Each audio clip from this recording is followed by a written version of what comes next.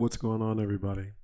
This is Alex Wilder, and you're listening to the Wild with Wilder audio show, where I take a lot of the fun stuff that's been going on in the videos and some of the other stuff I've put together, whatever I'm at, throw it in there as audio form for you guys to consume at your leisure. Well, this is the first strictly audio experience that I wanted to throw out there.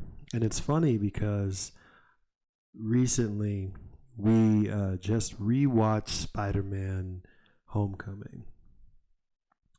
And we just sort of got the urge. It was a Friday night, and I just really wanted to see something marvelly, something that had that adventure, that had that action, that had that energy that I just like so much.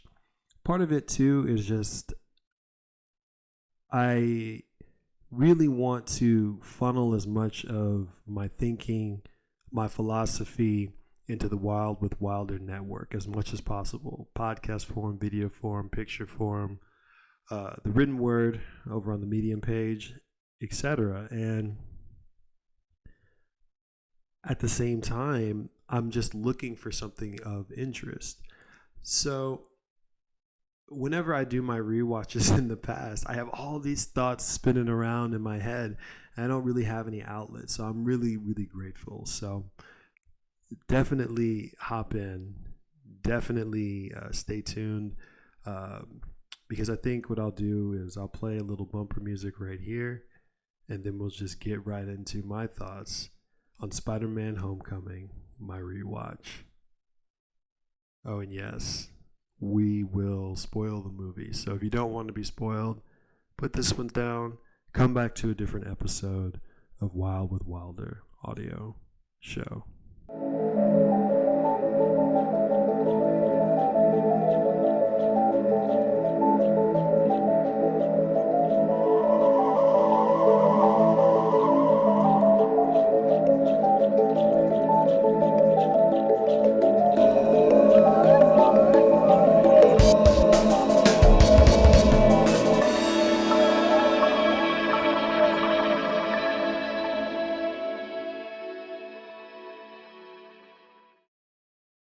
Okay, so let's kind of jump right into it. I got my bullet point notes up, helps me organize my thoughts, but there's just a couple of things that I really wanted to get into. So I guess the first is just the why. Why did I rewatch Spider-Man Homecoming? I just think that is the question. There's a very specific reason that we read stories, that we watch the things that we watch, that we're attracted to the games that we're attracted to.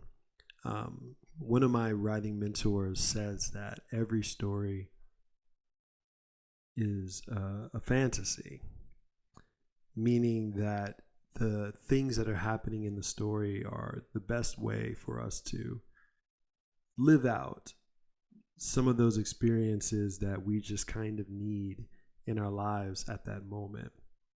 You're missing some romance, well, pick up a romance novel. You're missing some almost like fear, some stress because your life is too safe. Get a horror story. There are thousands of ways that we use the written word, visual, audio, even music to satiate the desires that we don't really get to express in our humdrum day to day. The entertainment captures our mind and kind of keeps us going. So whenever I find myself yearning for a certain type of fiction, I always like to ask the question of why.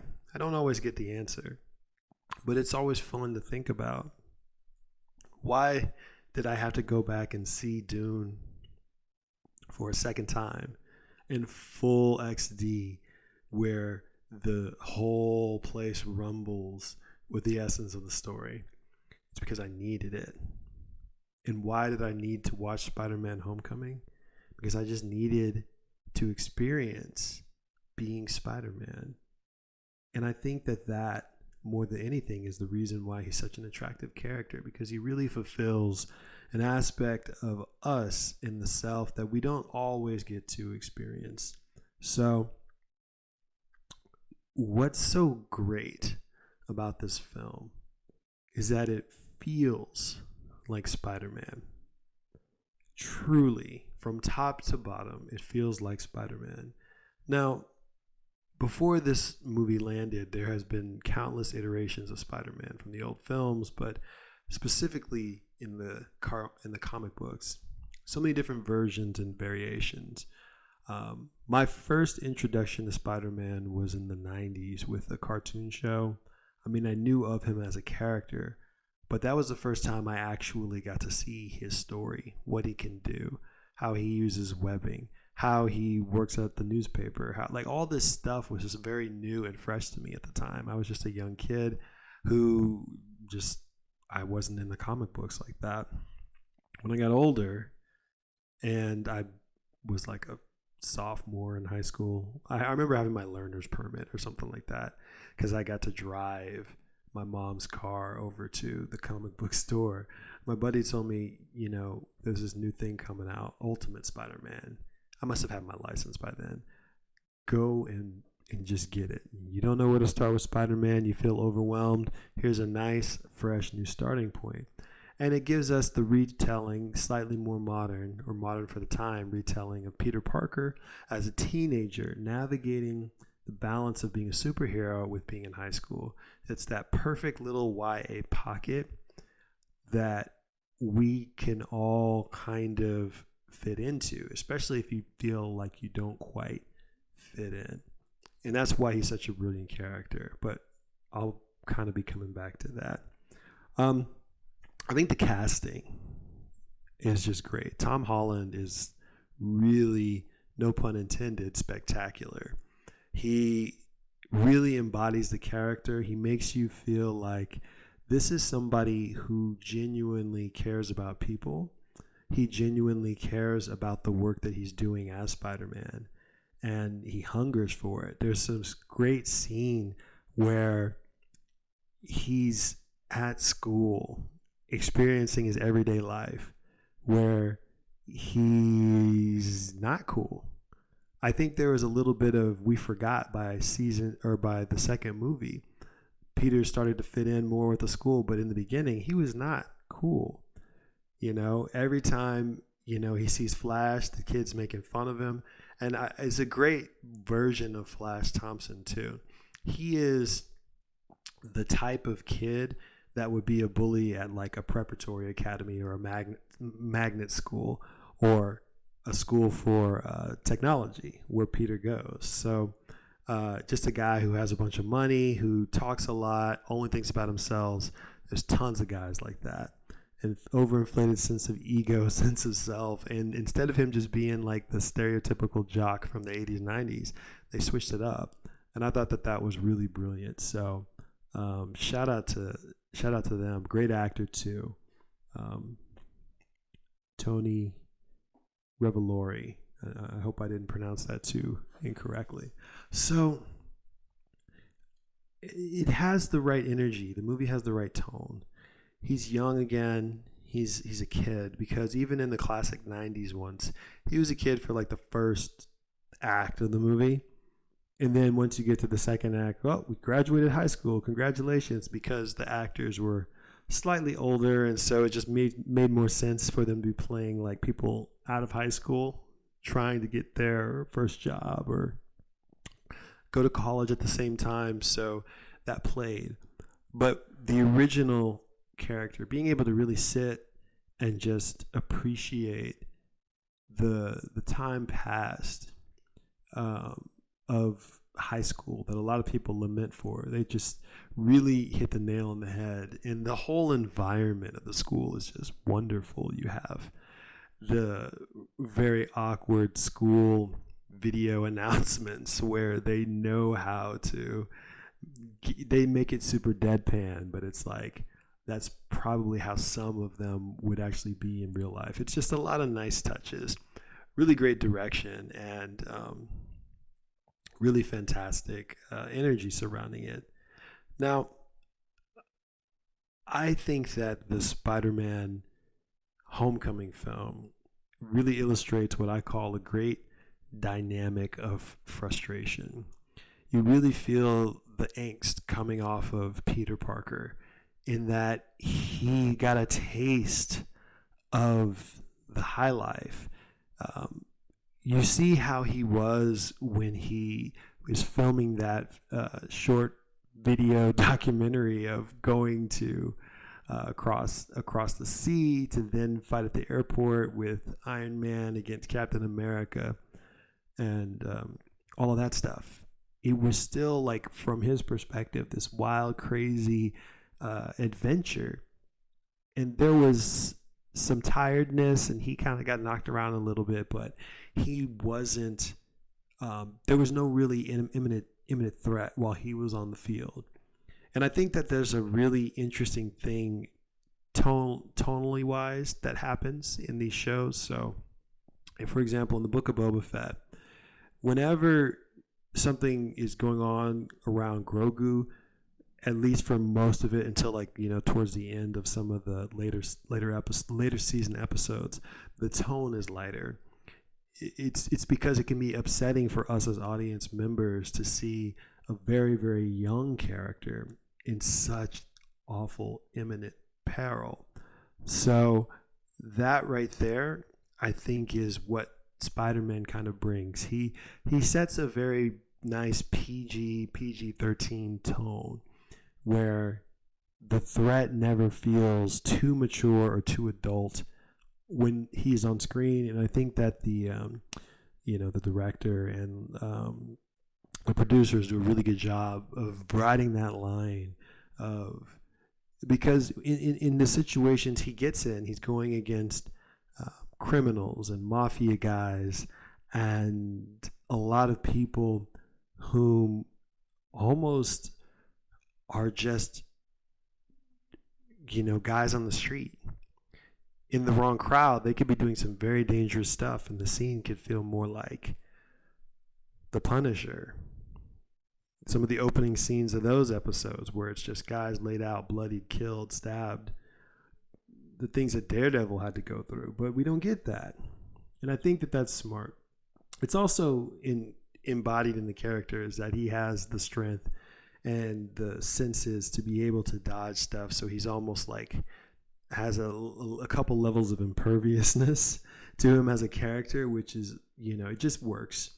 It just works really, really well.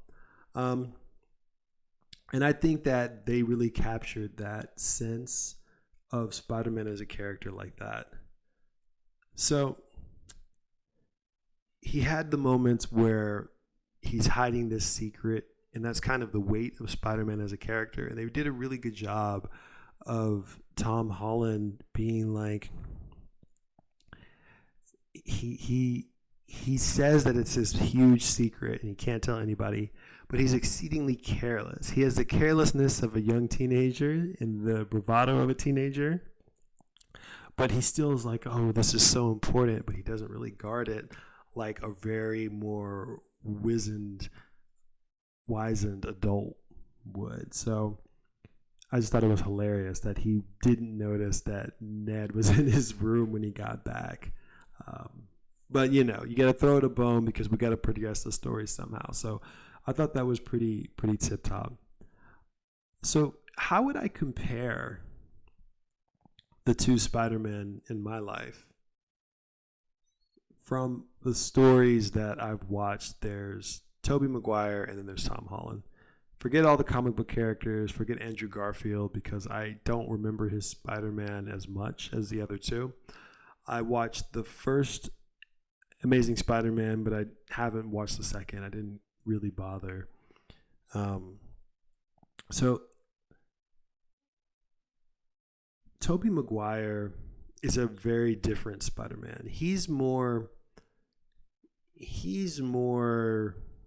the Hollywood blockbuster Spider-Man. There was this like, you know what? Okay, here's what it feels like. Tobey Maguire feels like a very golden age Spider-Man. It's like the Tobey Maguire Spider-Man is almost like the golden age version of Marvel Cinematic Universe, where the lines are corny and they have that kind of, hey, look at this, comic book feel, eh? And he even has the fight at the bank where Doc Ock is carrying big bags with dollar signs on them, big bags of money, like of coins. And then you're like, okay, this is something out of like Looney Tunes or really Action Comics #1 or Amazing Fantasy 15. But it was the best representation because it was just at its essence, at its purest, the purest sense of who that character actually is in a lot of ways. And as a result, I have a big attachment to Tobey Maguire as Spider-Man. I think that he just allows us to experience the live action version of Spider-Man for the first time on screen. I mean, that was a huge, huge deal. I remember watching trailers for the Spider-Man movie in high school. We gathered in like the computer lab and we sat around watching the first trailers of Spider-Man, like as a character, kind of come to life. I mean, we did the same thing when we saw pictures, the early pictures of Hugh Jackman playing Wolverine for the first time and him testing the claws on set and stuff like that. It was very wild, all really fresh. These were new things that were happening. This was the time when, Lord of the Rings movies were coming next and on and on. So it was all very up in the air, speculative. We didn't even know if it was going to work as far as a film. We thought it was going to be corny. And because of that, we let our imagination fill in the gaps not fill in the gaps. We let our imagination Photoshop certain scenes of the movie when we think about it in memory. Where you think, oh yeah, this scene was amazing. But you're like, it's a little corny. Like Norman Osborn's mask. It was like this flight suit thing. It wasn't quite what we wanted, but people were like, yo, we have Spider-Man now. Shut up. We love it. It was cool. That said, it wasn't fully what Spider-Man was supposed to be. There was a lot of condolences and considerations and adjustments. That the way that mask fit on Tobey Maguire's face was not the business. The Tom Holland version, it lights up with expressive CGI and just lightens everything up. The same way they were able to put together Deadpool and just make him so lively and fun. This is what you get with the Spider-Man movies. And I think that they're just fantastic for that. I mean, when I see that Spider-Man costume on screen, I want to be Spider-Man. And then I started itching to play Spider-Man for the PS4. And it's funny because I haven't really finished it yet. The original one, not the Miles Morales one. I haven't finished Spider-Man PS4 because I'm trying to knock out Skyrim, but that might be the game that I go through next because there's nothing like the freedom of being Spider-Man.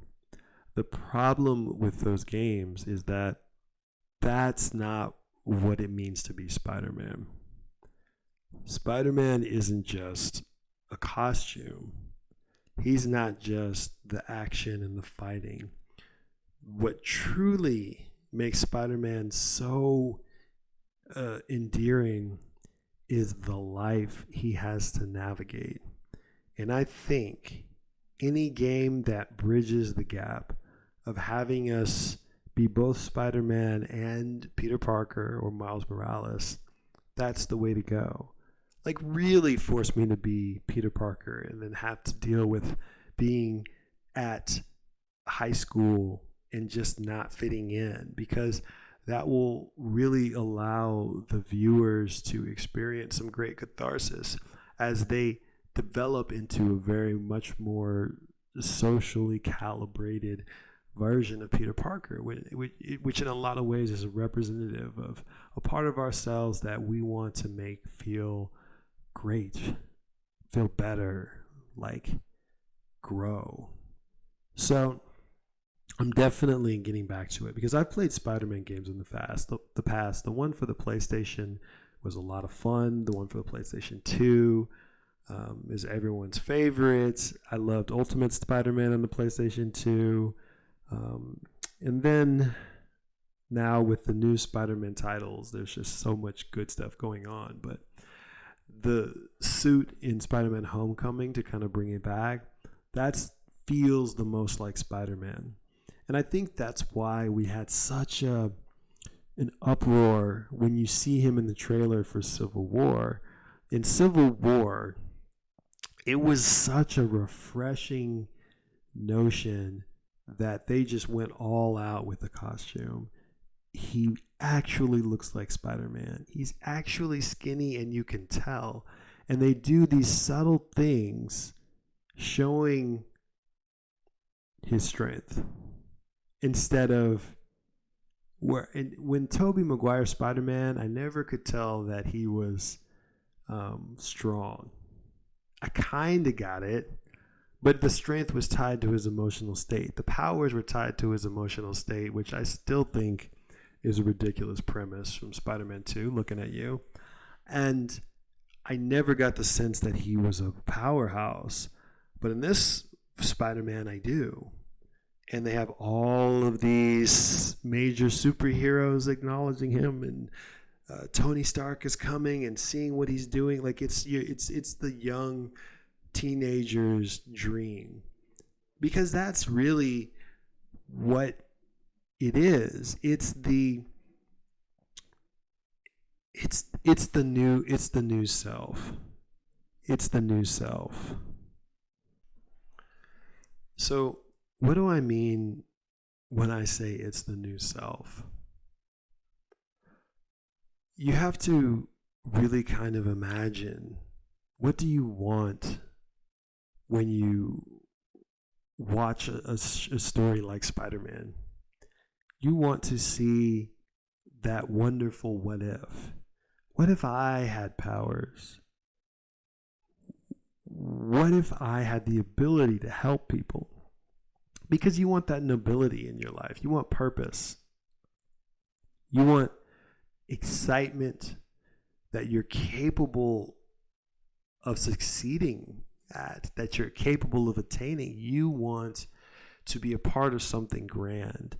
The same way Spider-Man wants the same thing. He spends the good chunk of the movie worrying that he's being left out on bigger things. And it's an interesting perspective to take because it's a very young perspective. He's just a kid. Regardless of everything he goes through, he's like 15. And he gets this crazy, amazing vacation, and like he's having to deal with stuff that kids have to deal with. Adults not listening to them. Adults disregarding them. Other kids pushing them around, trying to get the girl that you like to notice you.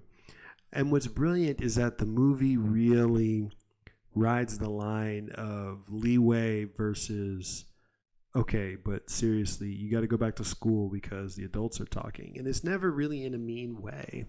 And the mistakes that happen are all because of Tom Holland. He is the cause of his own demise. And that's why his redemption is so satisfying, because it's a lesson learned. And what I always say is so brilliant about the MCU is that you don't get to be a superhero for free. There's quite a bit of sacrifice, especially in your first film, which is in a lot of ways your origin film. This film is an origin story, despite what people say. It's just not a literal origin story. It's him being granted the true title of Spider-Man, because what he thinks Spider-Man is just the fighting and the action and the really the glamour, the glitz. He says, I'm bigger than Spanish class. I'm going to be so past the school. I'm going to blow past. I'm going to be so famous. I'm going to be an Avenger. All he can see is the starlight, the limelight, leaving the people behind, the people around him, even though that's the best part of his day. The guy who operates the mart down the street, Michelle, soon to be known as MJ, Liz, whom he can't stop admiring, Aunt May, who really is just kind of true and there for him and fun, and his best buddy Ned. I mean, everybody that surrounds him fills his life with positivity. Happy does, Tony Stark does. They have a great back and forth, and that isn't enough. Like most teenagers, we all wanted to bust free and, make our mark and prove ourselves and our worth, because we feel like we're disappearing, fading away. And Spider-Man is no exception. And the movie does a really fantastic job with this. So I think that by expressing that Spider-Man's true power is his relatability as a character, that we all see ourselves as Spider-Man, it really puts us in the seat of Peter Parker. In a lot of ways, he's just like a cipher for us. We impose our personalities onto him as a character, and when we sometimes go throughout our lives and we feel like a very young-minded or just a little bit lost, we can go and experience this fantastically fictitious place and kind of be Spider-Man vicariously. Now, what I definitely need to talk about is the Vulture, Michael Keaton, how he steals the show. And it's not with what he does. All the villains have superpowers. All of them are intensely strong, fast, powerful, rich, wealthy, whatever. They made him relatable as Spider-Man. And as Spider-Man's story continues down the road of self-involvement, the Vulture story, Michael Keaton does crazy things, but he gets more and more selfless. He's protecting his people. Now he's protecting his family. Now he's protecting his company again and again, making crazy decisions also other people can go on. Almost this great utilitarian perspective of, it's not my fault. They put me into this situation, and he's right in a lot of ways. The government did sweep in and kill his business after he did a gamble and invested so deeply into the company once they got that great government contract. They stole the contract away from him through Tony Stark's company, and now his company is basically over. It's bankrupt. He's probably been working the right way for the longest time. He's keeping his rabble in line, and they just completely ruined all the hard work he did. So he took a different path to support. Now, in the very black and white world of good and evil, good guy, bad guy, Spider-Man's like, you're a criminal. You're going to jail. And Spider-Man is right too. But man, if we don't understand where the Vulture is coming from, and that's why he makes a delightful, almost like on-screen, like consideration. Would I be that? Could I see myself going down that path? So when you have a delightful hero and you have a delightful villain, one that are relatable on either end, it creates this wonderful foil, chaotic, yin-yang thing that's happening where you almost can understand where the villain is coming from, and you almost can understand where the hero is coming from. And now you're back to not a hero and a villain, but a hero and an anti-hero. And that's why the Vulture is so good. Just like Magneto, Doctor Doom, you kind of get where he's coming from. So he's very well written, and I think that that's one of the best performances in the series. A couple of other things I definitely want to say. I want to give a shout out to all of the kids, and not kids anymore, but who played Spider-Man's classmates: Ned, Jacob, Bataljon, Liz, Laura Harrier, Flash, Tony Revolori, and MJ, played by Zendaya. They're all excellent. They all have great line delivery, and you can just tell it's like this great acting mixed with great directing. That makes it makes the performances just snap. They're so snappy, and they're sharp and witty, and you just remember them fantastically. Even the girl who plays Liz, and I know that this is kind of her only film, I think she did a really good job of playing that character in that way, and almost like a misdirection. Because I kept thinking when I'm first watching it, is Liz gonna have like a middle name of like Mary Jane or something? Or something. I really wasn't sure. I didn't know that Zendaya was going to be the MJ, because I didn't really know who Zendaya was at the time, even though there was probably a lot of buzz around her as an actress at the time. But yeah, I just think that they all did really well. Ned, the guy who plays Ned, Jacob, what great comedic timing. He's hilarious. The whole like bit he does with his hat, how it gives him confidence, and he's just so open and pure. He's like that friend that all of us wish we had, that just makes life fun and easygoing, but they're super trustworthy and really reliable, and you just root for them. So I don't know. I just think that it's a really well casted movie. It feels so real. It feels very current, like these are people that could actually exist, and the tone is so modern. So that's what's the difference between the classic Spider-Man versus the Spider-Man Homecomings. With Tobey Maguire, the tone, despite where it took place, was very classic Spider-Man. You know, the things that the kids were wearing, very buttoned up. There was no like blending of culture. It was very much movie clothes. These are clothes that you only wear on set. These are haircuts you only have on set.